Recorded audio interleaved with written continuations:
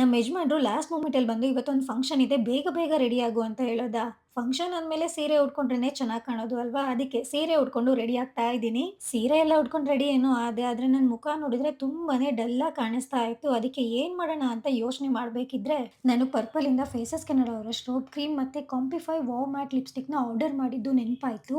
ಅದಕ್ಕೆ ನನಗಿದ್ದಿದ್ ಕಮ್ಮಿ ಟೈಮಲ್ಲಿ ಈ ಪ್ರಾಡಕ್ಟ್ ನ ಯೂಸ್ ಮಾಡ್ಕೊಂಡು ಕ್ವಿಕ್ ಆಗಿ ರೆಡಿ ಆಗ್ತಾ ಇದ್ದೀನಿ. ಮೊದಲಿಗೆ ನಾನು ಫೇಸಸ್ ಕೆನಡಾ ಅವರ ಸ್ಟ್ರೋಬ್ ಕ್ರೀಮ್ ನ ಯೂಸ್ ಮಾಡ್ತಾ ಇದ್ದೀನಿ. ಇದರಲ್ಲಿ ಶಿಯಾ ಬಟರ್ ಮತ್ತೆ ಹೈರಲೋನಿಕ್ ಆಸಿಡ್ ಇರೋದ್ರಿಂದ ಇದು ನಿಮ್ಮ ಫೇಸಿಗೆ ಇನ್ಸ್ಟಂಟ್ ಗ್ಲೋನ ಕೊಡುತ್ತೆ. ಜೊತೆಗೆ ಇದು ನಿಮ್ಮ ಮುಖನ ಆಲ್ ಡೇ ಹೈಡ್ರೇಟ್ ಮಾಡಿ ಕೂಡ ಇಡುತ್ತೆ.